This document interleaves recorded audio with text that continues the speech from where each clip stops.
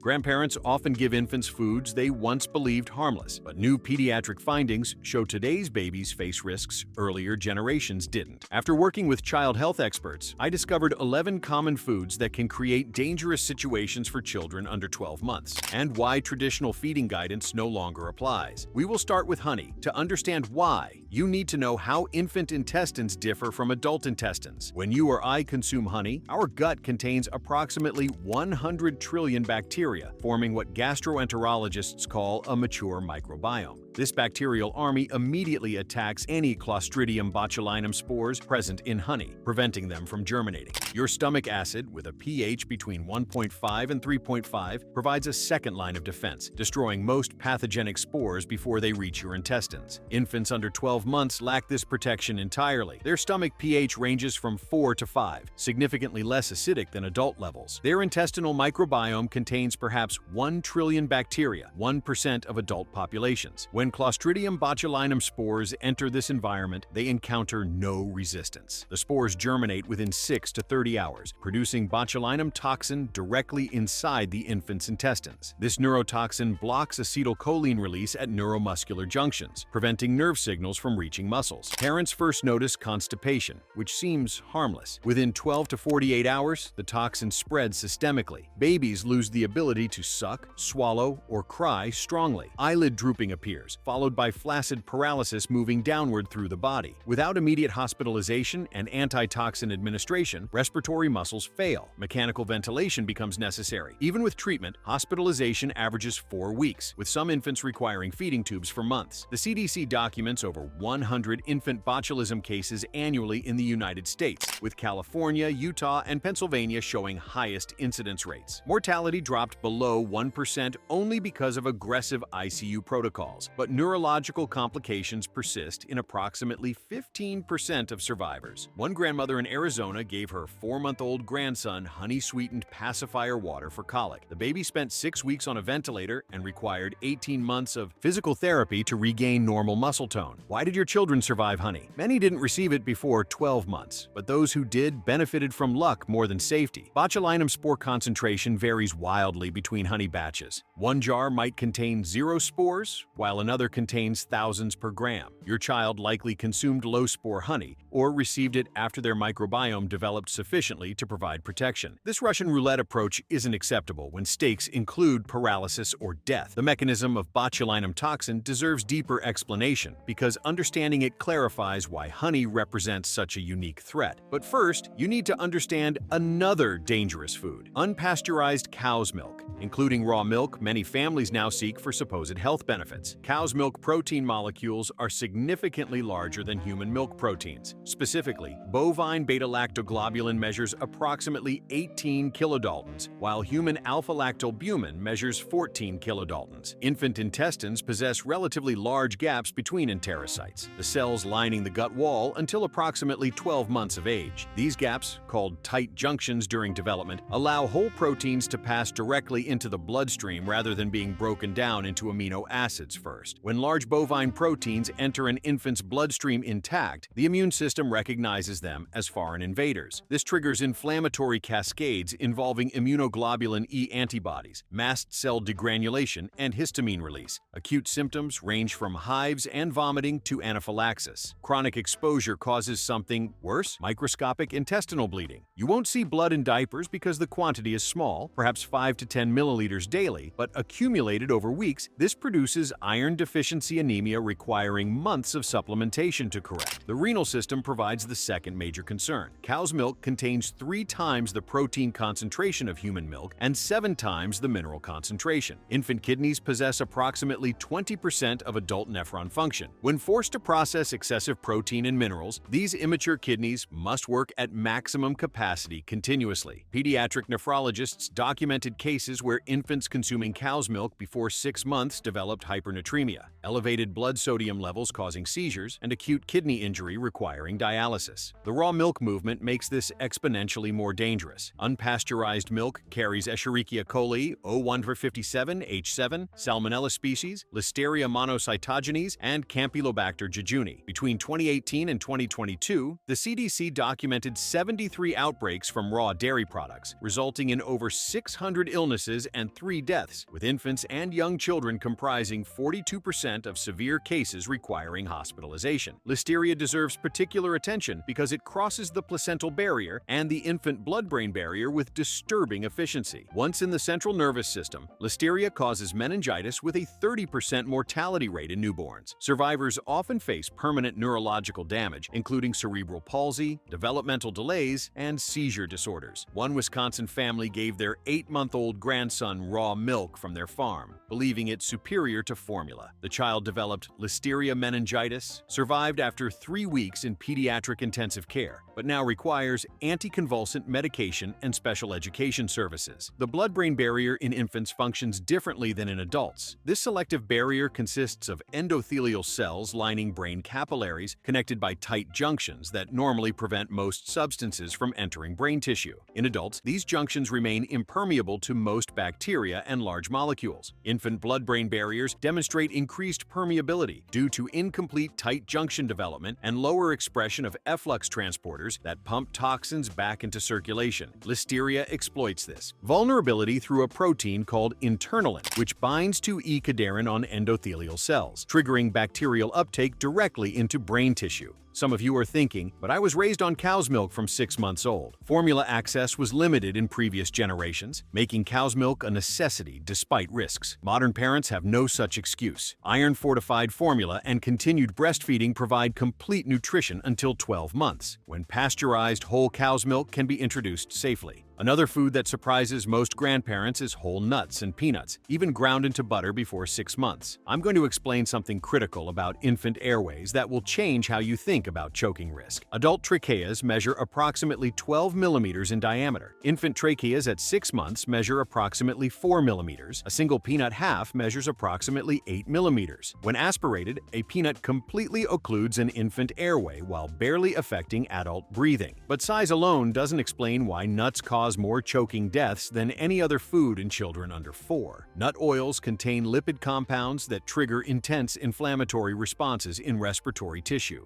When aspirated, nuts provoke immediate bronchospasm, the airways constricting reflexively around the foreign object. Simultaneously, mucus production increases dramatically, creating a seal around the nut. This combination makes Heimlich maneuvers and backblows less effective for nut aspiration compared to other foods. Emergency physicians documented cases where nuts required bronchoscopy for removal, even after the child survived initial aspiration. The bronchospasm mechanism involves irritant receptors in the bronchial epithelium. These receptors, called rapidly adapting receptors or RARs, respond to mechanical stimulation and chemical irritation. Nut oils contain oleic acid, linoleic acid, and various phenolic compounds that directly stimulate these receptors. The stimulation triggers vagal nerve signals to the brainstem, which responds by activating parasympathetic efferent pathways releasing acetylcholine onto bronchial smooth muscle. This causes immediate, powerful constriction. In infants, whose bronchial smooth muscle comprises a larger proportion of airway wall thickness compared to adults, this constriction can reduce airway diameter by 70 to 80% within seconds. The immunological concern adds another dimension. Peanut protein, specifically ARA-H1, ARA-H2, and ARA-H3, represents the most common food allergen causing fatal anaphylaxis in Western countries. Current research from the LEAP study, published in the New England Journal of Medicine, demonstrated that early introduction between 4 and 6 months actually reduces allergy development in high-risk infants. But this requires medical supervision and specific protocols. Giving whole peanuts or chunky peanut butter to infants under 12 months provides no allergy protection benefit while creating maximum choking risk. The recommendation now involves introducing smooth peanut butter mixed into purees after 6 months, approximately 2 grams of peanut protein twice weekly, but only after confirming the infant infant can safely swallow pureed foods and shows no signs of severe eczema or existing food allergies requiring allergist consultation first. Here's what I haven't told you yet. There's a common breakfast food that causes more heavy metal poisoning in infants than lead paint, and I'll reveal it shortly. But first, understand why raw or undercooked eggs create such severe problems for babies. Salmonella enterica lives naturally in chicken ovaries and contaminates eggs before shell formation. Even eggs with intact, clean shells harbor salmonella inside. The CDC estimates 1 in 20,000 eggs contain salmonella, which sounds rare until you calculate that American producers generate approximately 80 billion eggs annually, meaning 4 million contaminated eggs reach consumers yearly. Adult stomachs destroy most salmonella through high acidity, and mature immune systems quickly eliminate bacteria that reach the intestines. Infants lack both protections. Their higher stomach pH allows salmonella to pass into intestines where immature immune responses fail to contain the infection. Salmonella invades intestinal wall cells, multiplying rapidly and releasing endotoxins causing severe gastroenteritis. Symptoms begin 12 to 72 hours after exposure, fever reaching 103 degrees Fahrenheit, bloody diarrhea causing dangerous dehydration, and abdominal cramping. Approximately 5% of infant salmonella cases progress to bacteremia, where bacteria enter the bloodstream and spread to other organs. Meningitis develops in approximately 1% of bacteremic infants, causing brain inflammation with a 15% mortality rate and 50% rate of permanent neurological damage in survivors. The pathophysiology of salmonella invasion explains why infants suffer more severe outcomes. Salmonella possesses a type 3 secretion system, essentially a molecular syringe that injects bacterial proteins directly into host cells. These effector proteins manipulate the cell's actin cytoskeleton, forcing the cell to engulf the bacteria in a process called macropinocytosis. Once inside the cell, salmonella resides in a specialized compartment called the salmonella-containing vacuole, where it multiplies protected from immune surveillance. Infant enterocytes lack the sophisticated intracellular defense mechanisms that adult cells deploy, allowing salmonella to multiply to higher concentrations before triggering immune responses. The food preparation aspect matters enormously. Homemade mayonnaise, Caesar dressing, hollandaise sauce, and certain desserts like mousse or tiramisu contain raw eggs. Many grandparents learned these recipes decades ago and don't realize the risk when preparing them around infants who might grab a taste. Cookie dough and cake batter present identical dangers. Even licking the spoon exposes infants to salmonella risk. British Lion eggs, produced under strict salmonella control protocols in the United Kingdom, reduced infection rates to approximately 1 in 1 million eggs. The United States lacks equivalent controls, making American eggs significantly more dangerous raw. Cook eggs until both whites and yolks solidify completely, reaching an internal temperature of 160 degrees Fahrenheit verified with a food thermometer, not visual inspection alone. Now I'm going to tell you about high-mercury fish, and this is where grandparents make mistakes that affect their grandchildren's brain development permanently. Mercury enters oceans primarily through coal-burning power plants, releasing methylmercury into water. Aquatic bacteria convert this into organic methylmercury, which bioaccumulates up the food chain. Small fish absorb methylmercury from water and plankton. Larger predatory fish consume thousands of smaller fish over their lifespan,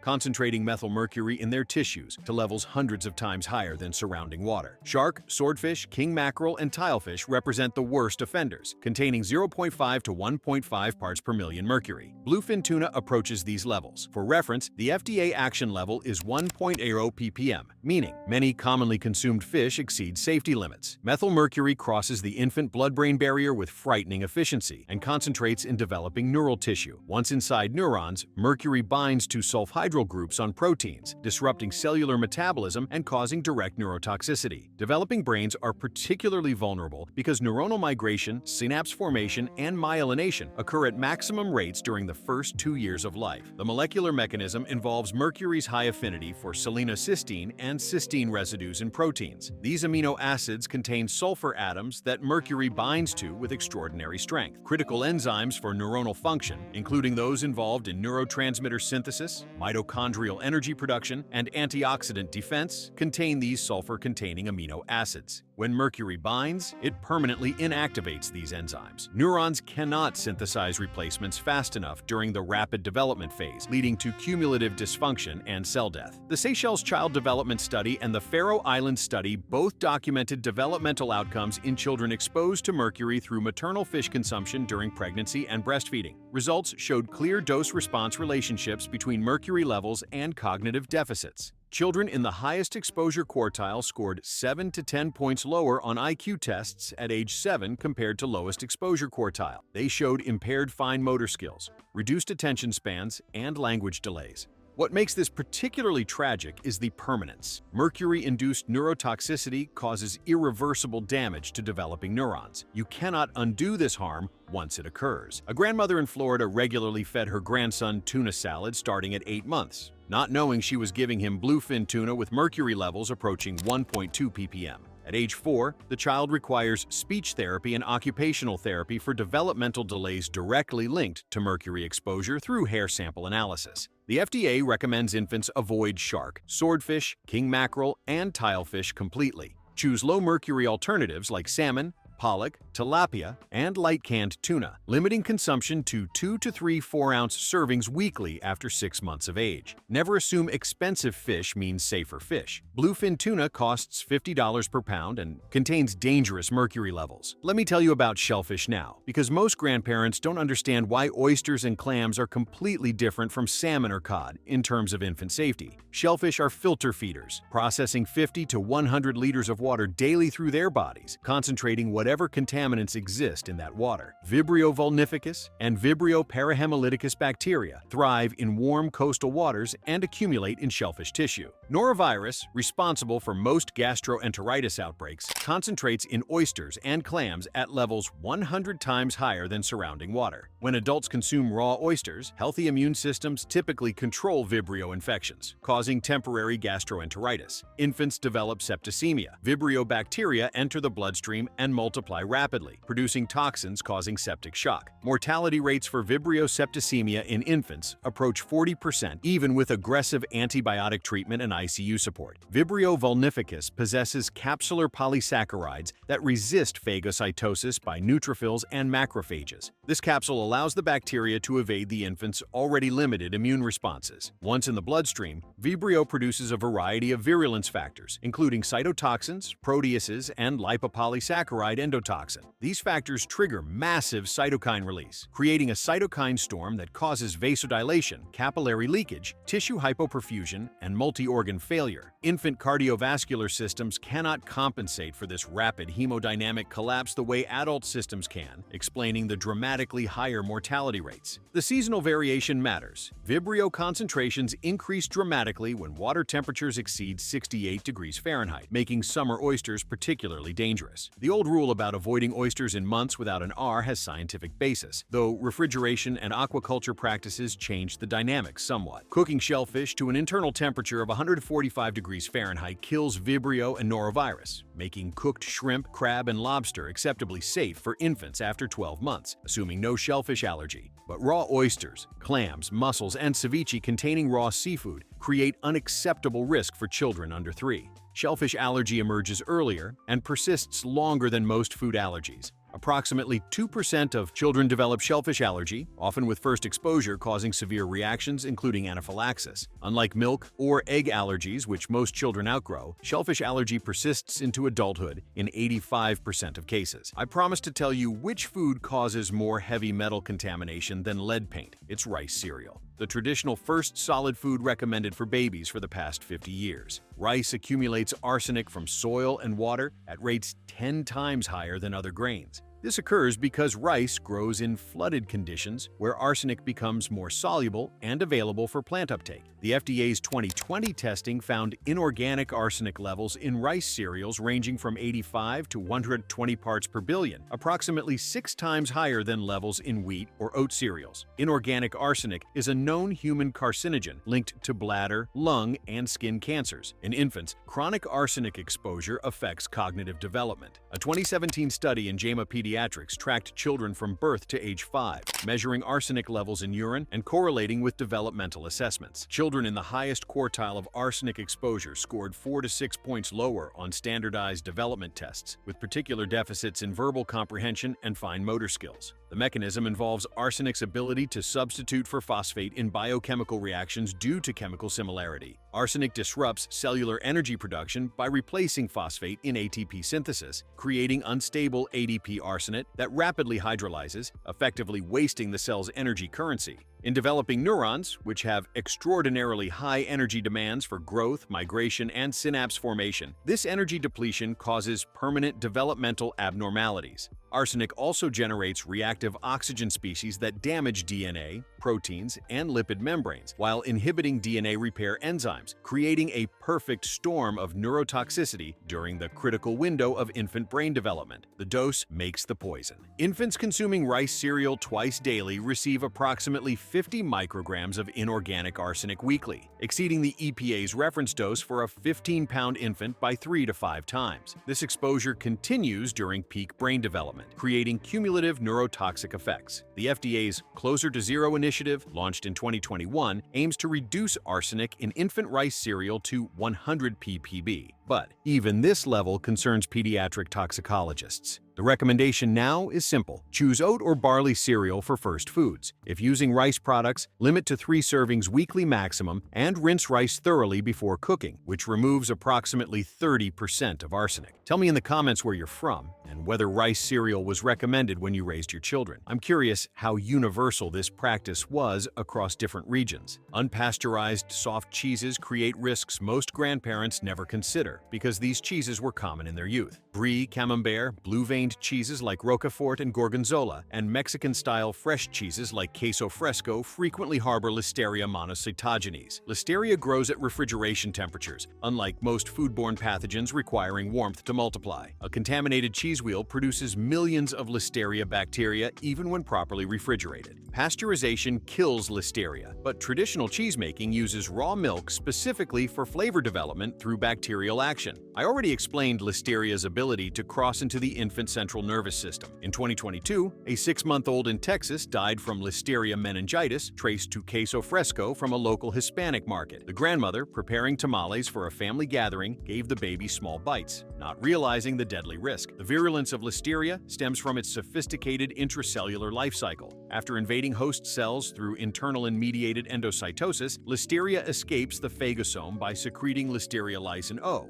a pore-forming toxin that disrupts the vacuole membrane. Once free in the cytoplasm, Listeria hijacks the host cell's actin polymerization machinery through a bacterial protein called Acti-A. This creates actin-rich comet tails that propel the bacteria through the cytoplasm and into adjacent cells, allowing cell-to-cell spread without exposure to extracellular immune defenses. This mechanism explains why Listeria causes such severe infections in infants, whose intracellular immune mechanisms remain immature. Hard cheeses like cheddar, Swiss, and Parmesan contain less moisture, creating environments where Listeria cannot multiply. Their longer aging processes also allow beneficial bacteria to outcompete pathogens. Pasteurized hard cheeses present minimal risk for infants after 8 months, while soft unpasteurized cheeses should be avoided until at least age 2. Hot dogs and whole grapes share identical mechanical choking properties that cause over 100 child deaths yearly in the United States. Both foods possess cylindrical or spherical shapes matching infant airway diameters precisely. When aspirated, they create complete tracheal occlusion functioning like a cork in a bottle. The compressibility matters critically. Hard foods like nuts can sometimes be dislodged through back blows or chest compressions. Hot dogs and grapes compress when struck, deforming to create tighter seals against airway walls. Emergency room physicians call these foods perfect plugs because standard choking rescue techniques often fail. The physics involved explain why these particular foods prove so lethal. When a spherical object like a grape enters an airway, it contacts the airway wall at a single point initially. Pressure from breathing attempts or rescue efforts compresses the grape, increasing its contact area with the airway wall. This increased contact creates friction that resists dislodgement. Simultaneously, the compression generates elastic forces within the grape that push outward against the airway wall, further increasing friction. The grape's smooth surface lacks irregularities that might provide purchase for air to flow around it. The result is complete, persistent obstruction resistant to standard interventions. Beyond the mechanical factors, hot dogs contain high sodium and preservatives like nitrites and nitrates. Infant kidneys struggle processing the sodium load, while nitrites can cause methemoglobinemia, where hemoglobin loses its oxygen-carrying capacity.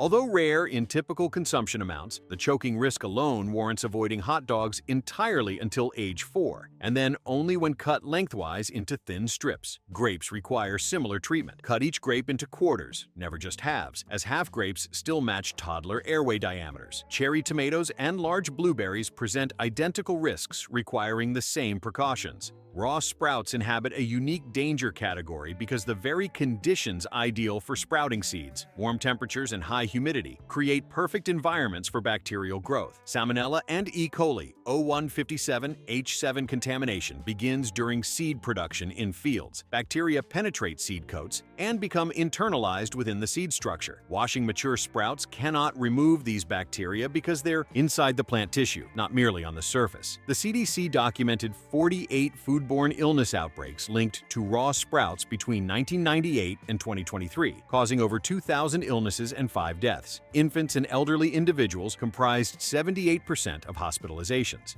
One notable outbreak in 2011 involved alfalfa sprouts contaminated with salmonella, affecting 140 people across multiple states, with infants and young children requiring hospitalization for severe dehydration and bacteremia. The issue extends beyond restaurants and salad bars. Many health-conscious grandparents grow sprouts at home, believing homegrown ensures safety. Home sprouting actually increases risk because commercial operations at least conduct some testing and sanitation, while home growers typically lack these protocols. Seeds themselves arrive contaminated, and no home washing protocol makes them safe for raw consumption. Bacterial internalization in seeds occurs through multiple routes. During plant growth, bacteria in irrigation water or soil can enter through the plant's vascular system, distributing throughout the plant, including into seeds. Mechanical damage to seeds during harvesting allows bacterial entry. Even undamaged seeds can internalize bacteria through the micropyle, the small opening through which water enters during germination. Once inside, bacteria occupy protected locations where chemical sanitizers cannot reach. During sprouting, these bacteria multiply exponentially in the warm, humid, nutrient-rich environment, reaching concentrations of millions per gram of sprouts. Cooking sprouts thoroughly kills bacteria, but this defeats the purpose for most people using sprouts for their crisp texture in salads and sandwiches. The straightforward recommendation: avoid giving raw sprouts to children under 5 entirely. Choose other vegetables for nutritional variety. The final food on this list shocks most grandparents: fruit juice. Even 100% pure juice without added sugars. Multiple mechanisms make juice problematic for infants. Juice lacks fiber present in whole fruit. When you eat an apple,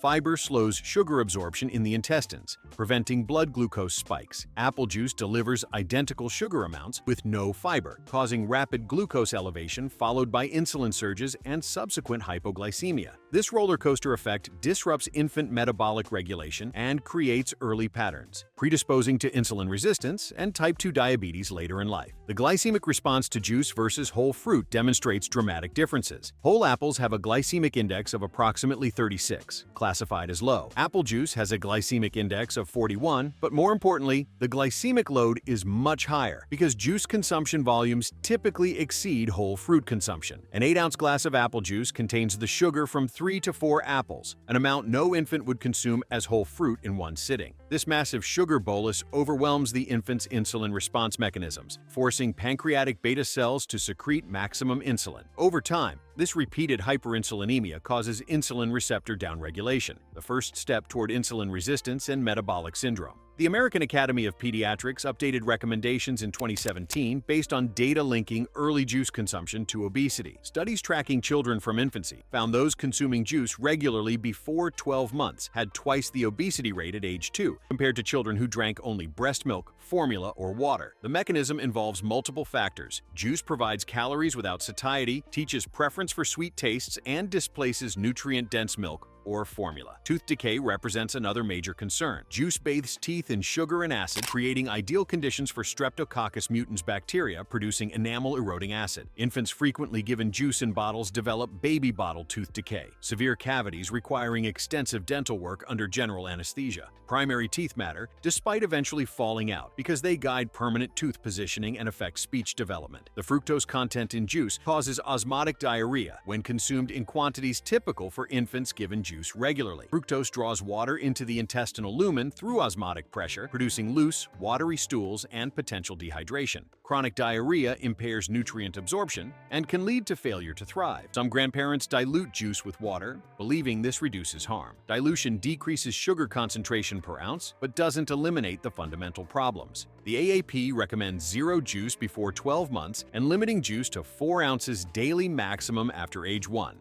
Preferably less. Water and milk provide all fluids infants need. When introducing fruits, offer mashed or pureed whole fruits providing fiber, vitamins, and minerals without the metabolic disruption of juice. So, what should you do with this information? First, share it with your adult children. Many parents don't know current recommendations differ from guidance they received as children. Second, check your kitchen for these 11 foods before grandchildren visit. Keep honey completely out of reach. Replace cow's milk with age-appropriate formula or breast milk for infants under 12 months. Store nuts, hot dogs, and whole grapes separately from foods you might offer young children. Check cheese labels for pasteurization. Cook all eggs, shellfish, and sprouts thoroughly. Choose low-mercury fish. Offer water instead of juice. Replace rice cereal with oat or barley alternatives. Third, and this is critical, understand that feeding practices evolve as scientific knowledge advances. You raised healthy children following recommendations current in your era. Those recommendations weren't wrong for their time. They represented the best available evidence decades ago. Today's recommendations incorporate new research and improved understanding of infant physiology. Following updated guidelines doesn't invalidate your parenting. It honors your grandchildren by giving them the benefit of current knowledge. When conflicts arise with your adult children about feeding practices, remember that they hold ultimate authority over their children's diet. Your role is supporting their decisions, even when they differ from how you raise them. If they permit certain foods you consider risky after reading this, respect their choice while perhaps sharing scientific sources explaining your concerns.